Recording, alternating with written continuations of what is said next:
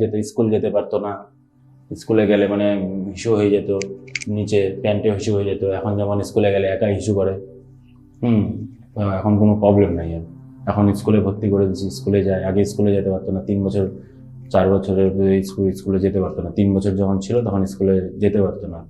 এখন 5 বছরে স্কুলে দিলাম, এখন বেশ নিজে একাই করতে পারে।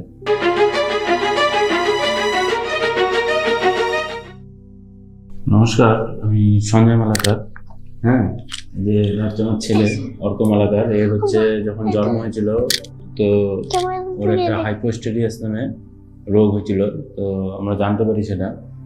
তো তখন আমরা খুব টেনশনে ছিলাম যে কোথায় অপারেশন করব, কি হবে, কিভাবে কি করব। তো পরে আমরা জানতে পারলাম ইউটিউব মাধ্যমেই যে ডক্টর আনন্দ কুমার নাগনির এখানে হাইপোস্টেরিয়াস নামে এটা অপারেশন হয়।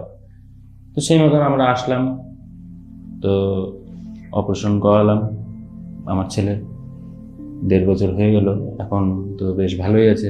আগে যেমন মানে মানে ইস্যু করলে মানে সামনে দিয়ে আসতো না, পিছন দিয়ে যেত। এখন যেমন সামনে দিয়ে সব ঠিক। যখন বাবু আমাদের সার্জারি হবে, টয়লেট যেখানে করতো, টয়লেটটা এখান দিয়ে হতো না, টয়লেটটা হতো এখান দিয়ে, অন্ধকোষের পাশ দিয়ে।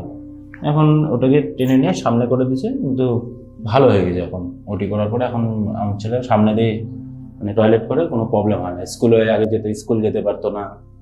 স্কুলে গেলে মানে হিসু হয়ে যেত, নিচে প্যান্টে হিসু হয়ে যেত। এখন যেমন স্কুলে গেলে একাই হিসু করে।